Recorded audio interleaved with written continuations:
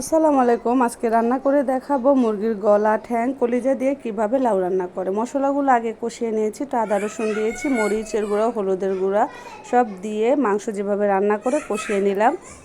এখন এটাতে মুরগির ঠ্যাং, গলা, গিরা, কলিজা সব দিয়ে নেড়ে চেড়ে উল্টে পাল্টে দিব। আপনারা কে কে খেয়েছেন এই লাউ দিয়ে মুরগির গলা, কলিজা? এই দেখেন আমার মাংসটা প্রায় কষে গেছে। এটাকে ভালোভাবে কষিয়ে যাতে সিদ্ধ হয়ে যায় সেভাবে করে নিব। তারপর এটাতে আমি লাউগুলো দিয়ে দিব। একে একে লাউগুলো দিয়ে নেড়ে চেড়ে উল্টে পাল্টে দিব। এটা দিয়ে লাউটা খেয়ে দেখবেন, যারা খেয়ে ট্রাই করেননি তারা একবার খেয়ে দেখবেন। এটা কত একটা মজার খাবার।